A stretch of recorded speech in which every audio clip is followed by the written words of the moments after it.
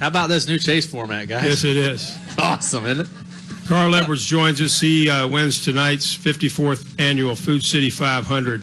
Driver of the number 99 Kellogg's Frosted Flakes Ford for Roush Fenway Racing. His 22nd win in the Sprint Cup Series. Of course, his first victory in 2014. Get you into the chase for the NASCAR Sprint Cup. And this is your third win here at Bristol. So I know this is a special win here for you this evening, Carl, and congratulations getting in that, I guess as they're calling it now, the Winners Club for 2014. Well, so congratulations, and just take us through today. Long day, certainly, and but a big win for your race team. Yeah, at this rate, there will be 26 winners, and it'll be a heck of a battle just to, so I guess first thing, thanks to my guys for working so hard. Everyone worked really, really long hours last night. Jimmy told me they worked until 3 a.m. on the simulation stuff, trying to figure out what to do with the race car because we were terrible yesterday. I mean, it was really bad in practice. So huge day for us, though. Great day for Kellogg's, for Frosted Flakes, Cheez-It, everybody that was here that supports our team. Huge day for Ford. I mean, as people were talking a lot about how Fords are running so great on Friday, and it wasn't our Fords. It was not. It's not our Roush Fenway Fords. We've been struggling lately, and for us to come out here with a win and to run so well with a number of the Fords out of our shop, that was big. So fun day, and now I can I guess I'm part of the group of guys that can go have some fun and focus on the final 10 races to win this championship. I've been a little bit jealous of those guys that have wins this early in the season. I was thinking today, I can't imagine what that must feel like to be able to come to a racetrack like this and have all that pressure off of you. So now we'll get to go have some fun. I'm really excited about the next 22 races. That'll be a blast. Questions now from Carl Edwards. If you have one, we'll start. Jim Noble had a first one. Hey, Jim Noble, PRN, Sirius. Two-part question. First of all, winning Daytona propelled Dale Jr. onto Twitter. Will this do the same thing for you? No. Am I the last holdout? Somebody said I am. So just about. Is Tony still? Tony. Yeah. All right. So that'll be a battle to the end to see which one of us can last the longest. A lot of pressure from the sponsors. Okay. So he's not allowed. Huh? They don't trust him. I don't know.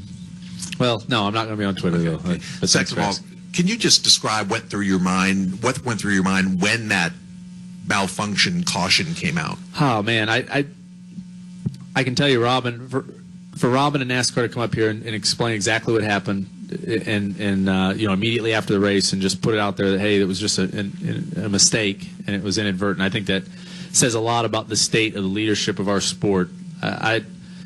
I've been involved in one other incident like that, and I don't know if I think I might be the only guy that's. Anyway, I was leading at the last time that happened at Charlotte in a truck race, and we got passed, and Mike Helton, he wrote they put out a press release that said, hey, we messed up. We apologize to Carl and his crew, and I think NASCAR, that was 12, 13 years ago, and they stand by their mistakes, and for them to come up here and say, hey, we messed up. That means a lot. I mean, we as a sport, they make a lot of tough calls. We all do a lot of things where there's a lot of room for mistakes, and so the outcome worked out for me. But even if it hadn't, I'm glad to be part of something where they just say, "Hey, we screwed up." Other questions for Carl? Thought I saw a couple more hands. Jenna has one.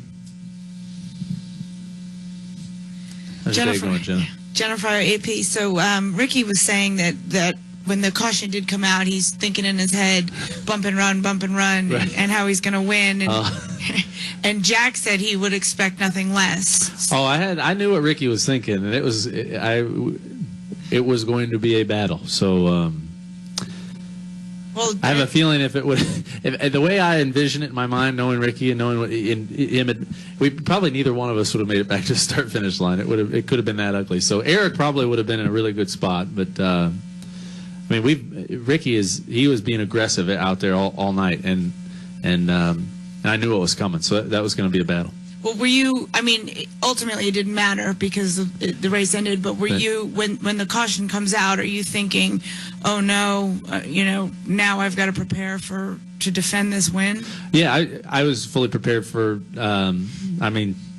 Smashing into each other, bouncing off the walls, wrecking each other for the win. I mean, that's what I expected. And now that I know Ricky was going to do that, I'll go ahead and return the favor next time he's in front without. But no, I really did. I'd expected it to be pretty crazy. I mean, it is the only way you're going to get. I don't know though. It could have been a clean too. I mean, Eric got really close to getting by me on the bottom clean, so we joke around about that and talk. But I would not have been surprised if it would have been a big mess. But that's where we're at right now. I mean, you got to go for the win.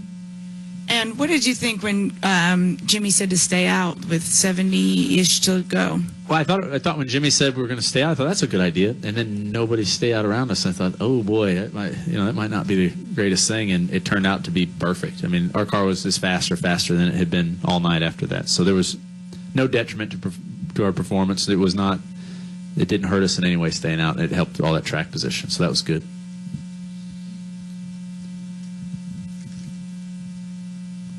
Go ahead there, Mike. Okay. Mike Neff from FrontStretch.com. Carl, you kind of joked about it earlier, saying we may have 26 winners in 26 races. Everybody's making the assumption that we're not going to have 16, but it's starting to shape up like we could. Is there added pressure?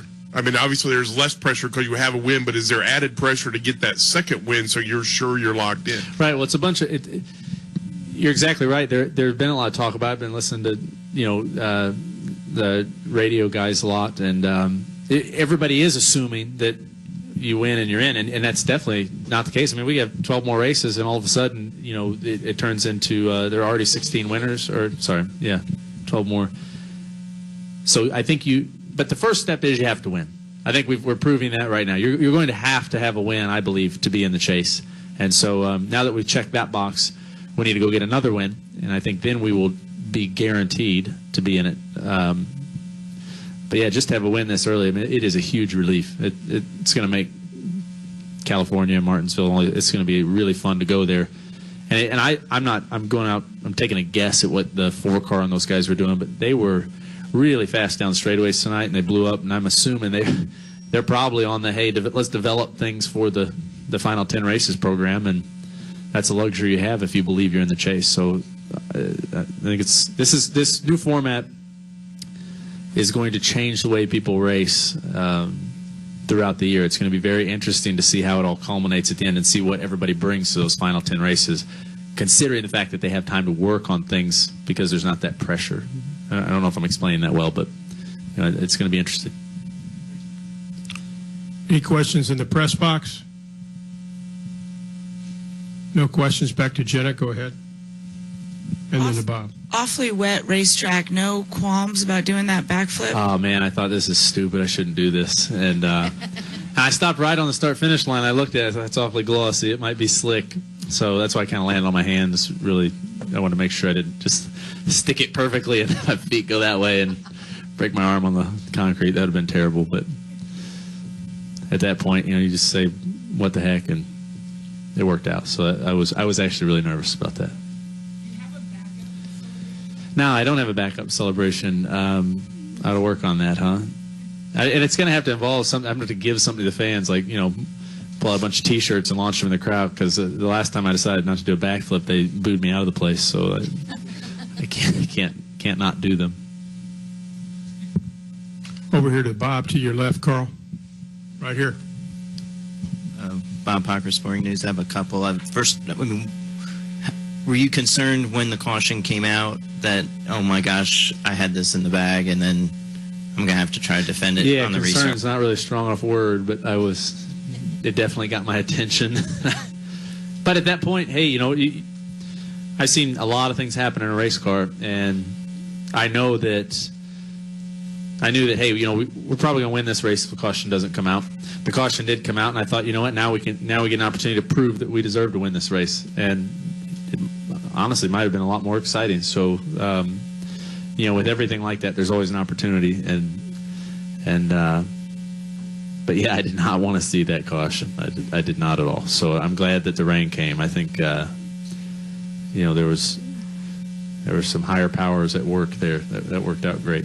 And I mean, about how many laps into that final run did you kind of know, okay, no tires or not pitting was the right call? I knew pretty quickly right after we restarted that not pitting was the right call, just with how fast the car was. We ran our fastest lap, I think, with 30 laps on the tires or 40 laps on the tires. So I felt pretty good about it. I was a little nervous that Kevin had 4 tires. I think he was 4th. And I thought if we get a caution, he'll start on the outside, on the top, behind me. And if I were to get a bad start, he might be in a position to snatch the lead from that spot. But with him out of the picture, I felt like that we definitely had the right, we didn't have a disadvantage on anyone. And it still might have, I don't know that it would have been a disadvantage even to somebody with tires, but that was the only one I was concerned about.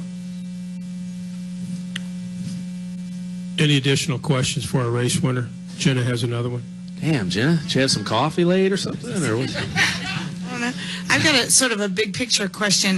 With the way that the weather went tonight and it being unpredictable, and you had 2 races out west, and now you're going to go back out west, do you think it would make more sense to maybe stay out west and race California in order and maybe race Bristol a little bit later? Robin was up here before me.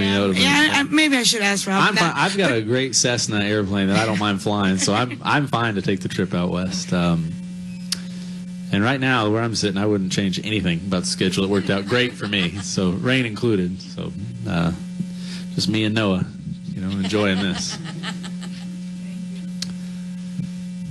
Anything else? Carl, congratulations on a great performance here today. All right. Thank you guys for sticking around.